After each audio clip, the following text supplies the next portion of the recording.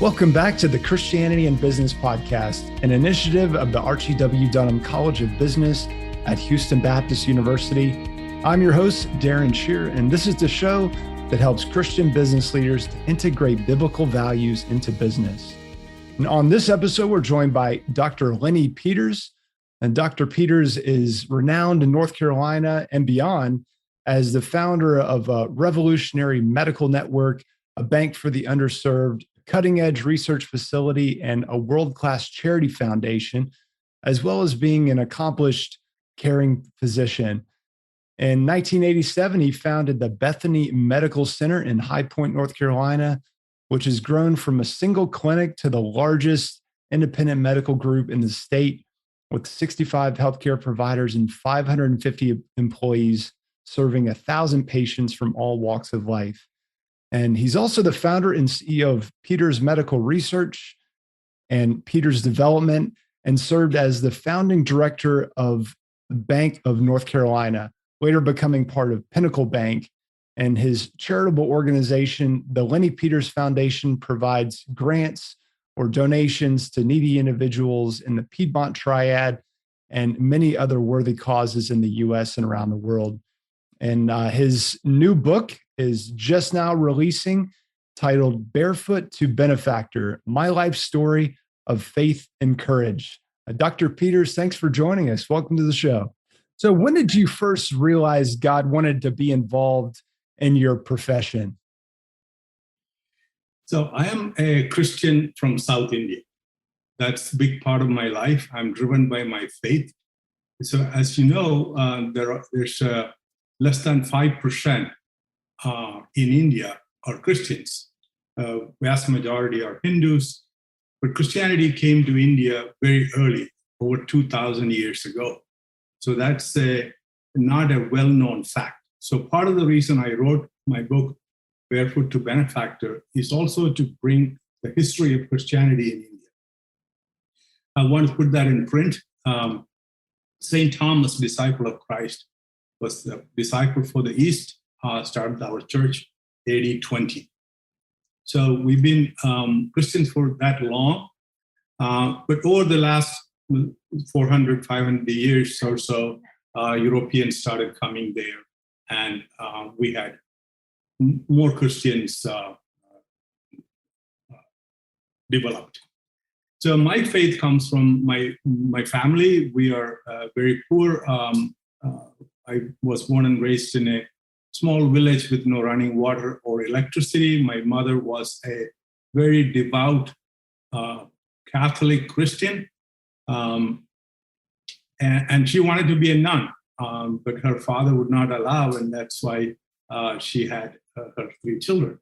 So her faith was very deep, but we are, over the years, we are that Catholic faith is not that not the only driving force.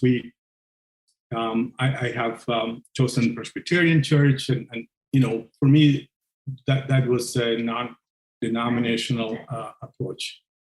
So my faith started very young, in my early years, and it was based on my mom's desire to pray Saturday and Sunday and take us as young. I was the youngest of the all three children to church. So that instilled in me a faith that took me through 4 continents. So I was blessed to be able to go to pre-med at age 14. I packed my bags and left my village at age 14 and went to the city with much older students and finished med school very early. They would have made a TV show about you in the United States called Doogie Howser, the child doctor. So that's how my faith evolved. And so with all of you started the medical clinic and network, a bank. How do you How do you incorporate biblical principles into the work you do? I always followed a principle where promise less and deliver more, and always be caring and compassionate in everything that we do. It was very important to me to know that we cannot take anything with us. So we are custodians of our talents as well as wealth for a period of time.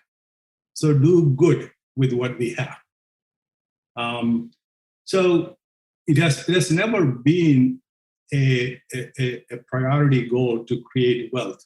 The wealth was important to do good things with it. When opportunities came, I took it. I'm an entrepreneur by instinct. I'm a healer by my DNA. And I had this inspiration to start a largest multi-specialty healthcare provider entity in North Carolina. And I wanted to include everyone.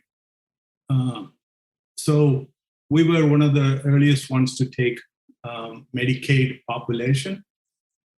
So when I named my clinic back in 1987, I called it Bethany. Bethany comes from Bible, where Martha, Mary, and Lazarus lived. There were three different types of people united by their love for fellow human beings, as well as their villagers and for Jesus. So I picked that name and took an emblem, which is a door. Our emblem for our company is a door, meaning anyone can come through the door, and then we're all united for our love and care for our fellow human beings. So that's where Bethany comes from. So from the very start, I incorporated principles in Bible, principles related to Jesus into work. And then came the opportunity to start a commercial bank that helps everyone. In the rural population, we actually started that bank in a double wide trailer the first month, because we didn't have time to build the bank building. Then we took that to NASDAQ and publicly traded in 68 cities and 3 states. And now with Pinnacle, now we are 4-state bank. So when all of those happening, I also wanted to start my foundation to help people. Mostly my desire to help poor people in India, because I felt there was a reason I was born in India. So I have a reason to help them. There's 1.3 billion people. I don't need to go search around the world for poor people. There are many here in the United States. There are a lot of homeless people. So I said to myself, we'll do something, a helping hand here at home and around the world. So instead of looking at other areas, I know India, South India very well. I know I can make an impact. I have a lot of influence. And it's very difficult to promote Christianity in India because 70% are Hindus and all the government are controlled by Hindus. It's a Hindu party who is ruling India right now. So it's not that easy, especially if you're a foreigner. But because of my roots, I found an opportunity where orphan children, we can take them and raise them in a Christian environment. No one can question that. We are not asking them to become Christians because it's illegal to make a child a Christian before they're 18 years old or any change the religion. We go to jail. So, but you can raise them in a Christian environment. At age 18, you can ask them to choose. Of course, they've been raised in Christian faith, so they all become Christians. So it's a good way of helping poor people as well as helping my faith. So they're not allowed to profess Christianity until they're 18? under any circumstances, even if it's just if they were orphan and they didn't have like they were literally just living on the streets, had no outside influence. If they profess Christianity, are you saying that that's illegal? By themselves they can. By themselves, yeah, but not under any influence. Yeah, if you are using money or shelter or food to influence them. Yeah. Wow. But in general, people choose religion when they can be early on Christians as well. Yeah. By choice. Yeah. In one of the videos I saw of you, your doctor's, your white coat, you have a statement on your coat that says, "I treat, God heals." What kind of how have people responded to see? Because I've never seen a doctor be so bold with his faith to put something like that on his actual white coat. I love it. Yes. Part of being a Christian for me is also able to and willing to show my faith. And I am driven to do that. So I realized that being a healer, I had pretty good talents. I was good at what I do. Even I went to medical school, then I went to London, and I studied there and worked there for 5 years. I have 2 degrees from there. University of Pittsburgh in the liver transplant program, Wake Forest University in North Carolina in gastroenterology research. I have 6 degrees after MD, is fully credentialed. I was good at what I do, but all along I knew that it was not the prescription I give or the procedure I do. It's another source of energy. My faith helps me heal them. They get better, but the healing comes from God. Yes. So I thought about it a lot because oftentimes I give the same prescription, I do the same test, I do the same procedure as someone else has done. I do the one, I see them for a second opinion, I do the same thing. I put my hand on their shoulder and say, "You're going to get better." And they do. Mm-hmm. So there was something that was inspiring me to say that. So I said, I'm going to just embroider that on my jacket, white jacket. And yes, maybe some people may not like it, but that's who I am. Yeah. But my company flourished. We're the largest minority-owned business of any kind in North Carolina. Michael Jordan is number 2 from Charlotte. So we're also the largest independent provider of healthcare, individually owned in the state or in the region. Yeah. So to come there, I think that faith has helped me. So some of my colleagues felt, well, I may be a little too religious. But I found at least 3 or 4 others did the same thing without me asking them to do it in my company. We have 65 providers and doctors in our clinic right now, in our company. So I think it was a plus. There may have been a few patients that left, but I do not know of one specifically that told me that they're going to leave because I believe in God. Yeah. And there was a man by the name of Dr. Childs. Am I pronouncing his name right? Correct. And he was instrumental in helping you make the transition from being a physician to being a physician and a business owner, which is no small feat to be such an accomplished. You said 6. I mean, you had 6 credentials. In addition to being a medical doctor, and to in some ways, it might feel like you're kind of going to bury that and now start a whole new career with a whole new demand on new skill sets. What was that transition like?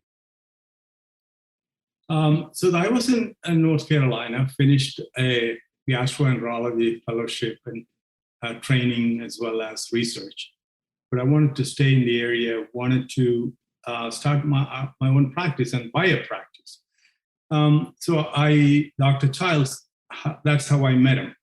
So to give you a little background, my book, Barefoot to Benefactor, now being released on September 14th, is on Amazon to pre-order. I wrote this book and I first titled it Angels in My Life. But over the course of writing the whole 11 chapters of my publication, I felt this will be a better title. So he was an angel. So I was writing about different angels without wings come into my life and help me in 4 continents. So he was one of them, Dr. N. Hampton Childs. It couldn't be any more Southern than him. He's a pillar of the society, came from, trained at Mayo Clinic, had a great 25-year-old practice and wants to retire.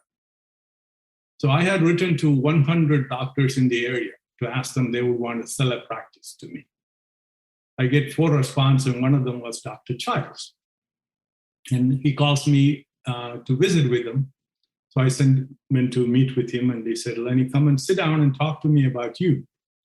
So I told him my story, and he said, if I sell this practice only to you. So in 1 week, he called me back and said, I'm going to sell the practice to you. On day 1, you're going to be the boss. I worked for you for 2 years, and you pay me $120,000 a year for 2 years. Price of the practice is $250,000. So that's $470,000 back in 1987 in debt on first day of my practice, first day of my business. I never knew how to employ a person, do payroll or hire a person, billing, collections, none of that. That was just, I was in various forms of research and training. So he was an angel. He sold the practice to me. He worked harder than ever for me, introduced me to all the right people, and that was a big opportunity for me. And real Southern gentleman. I could not have made it in the United States without people like him. So I believe he was sent by God to help me, and we built the practice together. He would start earlier and work late, and that's how I get started with the company. Can you talk about the role of forgiveness in your journey as a businessman, as a physician, and philanthropist, and all the things you've been involved in? I know you talked about how Bethany is really a open door to the community where everybody is welcome to come, but you haven't always felt that door has been wide open to you. What has been the role of forgiveness in your life? Very good question. This was 35 years ago, a man of color speaking English with an accent. It was not an easy, the front door has never been open to me. So the last sentence in my book says, never give up. There is always a back door. So I had to find back door in the South. And I was never going to give up. I was not going to run away to Florida or to San Diego. I had opportunities. I said, I'm going to stay here and make it work. There were difficult times. I was denied a loan or opportunities in many ways. And I wanted to not take an issue with it. I wanted to state it so that don't want to pretend like it did not happen. It did happen, but the best way to look at it is what is good in it. How can we look at good things? There are always, in every day, there's good things and bad things happen to everyone. So we all going to talk about and ponder on what happened that will never get ahead. I never met a person who can change yesterday. I do not know of a person who can accurately predict tomorrow. So what do we have? We have today. So I wanted to look at that. I wanted to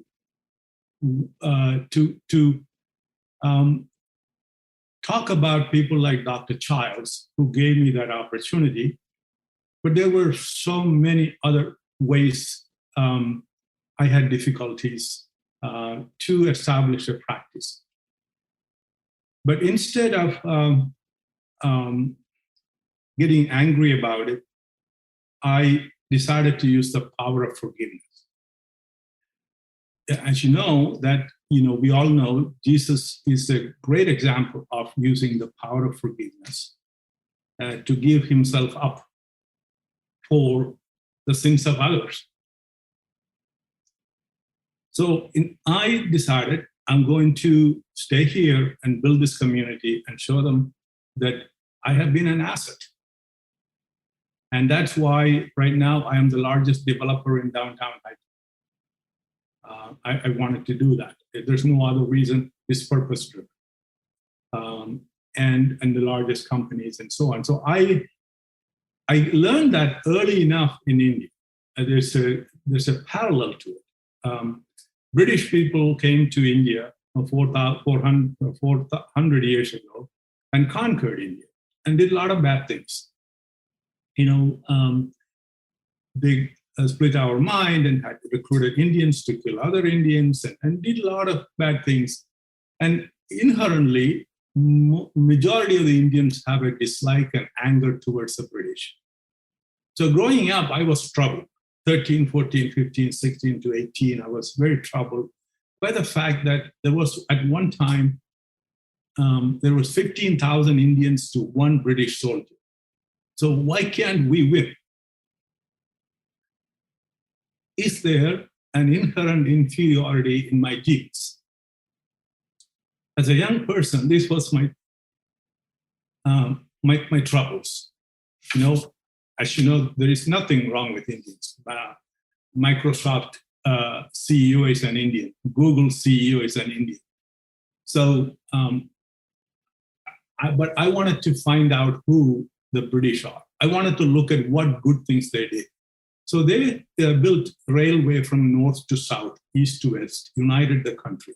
If it was not for them, we would have been like Africa of 22 small countries fighting with each other. There's so many different languages. I can't go to the next state and speak their language or eat their food or dress like them. They're so different. The only way we could communicate, they gave us the universal language of English. That's why I could write a book in English. So I looked at that as a good thing, what they did, and used the power of forgiveness and say, I want to go to London. I want to see who these people are. I want to be like them. So I did. The day I arrived, I was in one room with a person who was not known to me. He was an angel and helped me.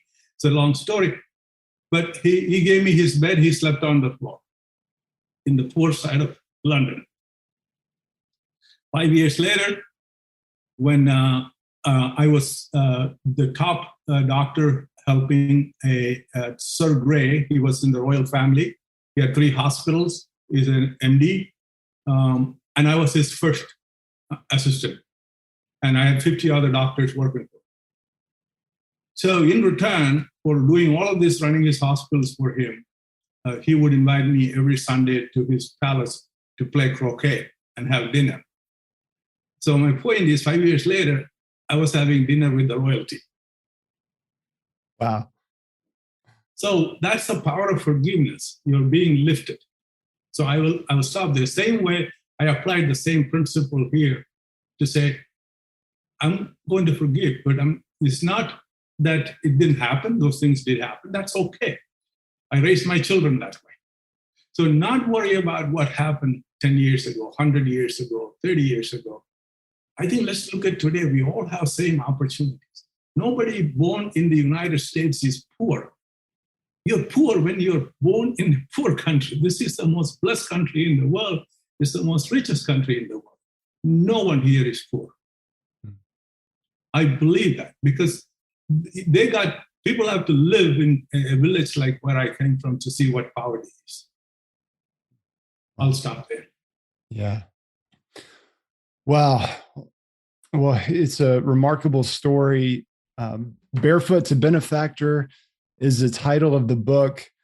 Dr. Peters, besides buying the book, and I understand that all of the proceeds are going to be going to help those. And you want to talk a little bit about that? Yeah. So 100% of the proceeds of the sales in the book go to orphan children and cancer patients.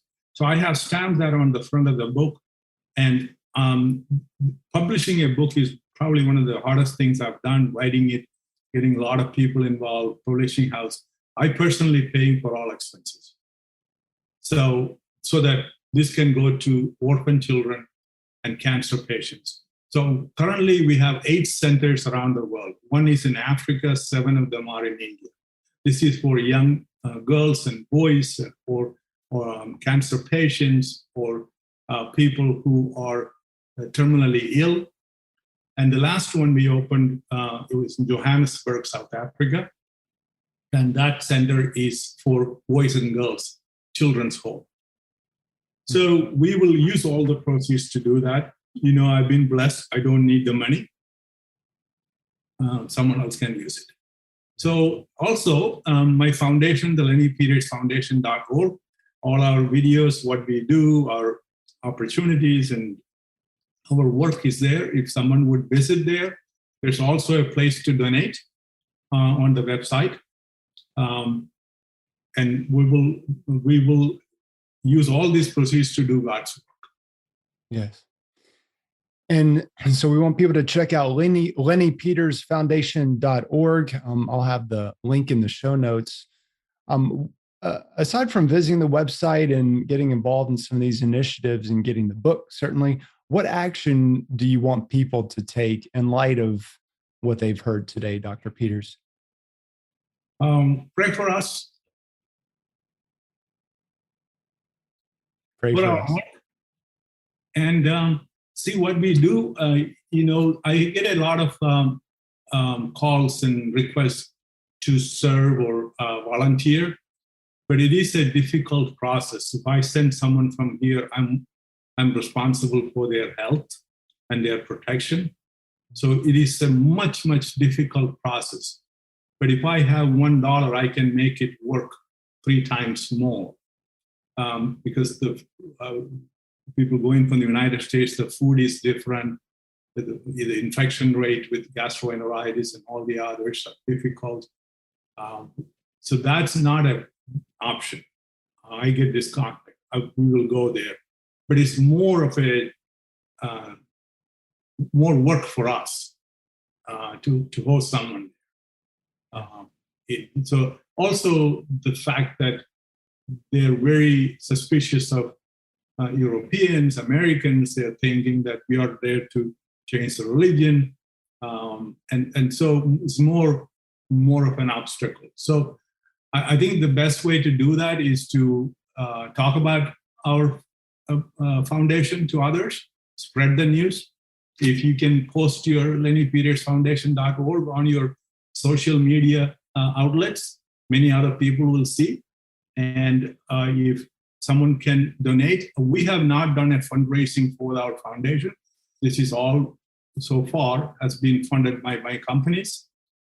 So for that reason, we have decided that we will continue to fund it. But I would like to get more people involved to know what we do, the opportunities, and we can also talk about to what can be done outside the United States. So that's what I would request. Promote our website to your family and friends, who more people can see. And for our Christian business professionals listening today, what parting advice would you like to leave with us to help us to apply biblical values, our Christian values, in business and follow Jesus in a more personal way in the marketplace? Don't be afraid to show your faith. Don't be intimidated. Keep God with you every day. Show that you're a Christian. It's okay. In my book, I say, I'm not here to badmouth other religions. If you are a Hindu, be a better Hindu. If you're a Muslim, try to be a better Muslim. But this is the faith I know. So I'll keep it in front of me. And use the power of forgiveness that we talked about. We use inclusion. Be available to everyone. And don't be afraid to create wealth. It's not bad. What we do with wealth can be good or bad. Walk away if there is an opportunity to create wealth. Walk away is not what I would recommend to my fellow Christians. Use that opportunity. We all know we can't take it here from us, with us. So it's all going to stay for some good cause. Wealth, even I'm almost number 2 to Mother Teresa in doing this type of work in South India. Mother Teresa was the number 1.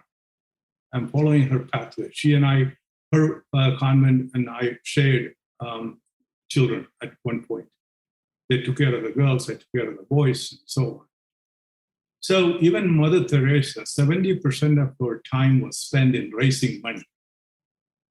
Only 30% was done. So you need to have wealth, to have money, to do good things.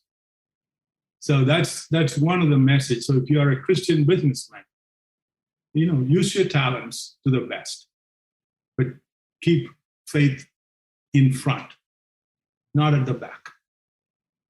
Awesome. Put a badge on your jacket if you feel like you can say it.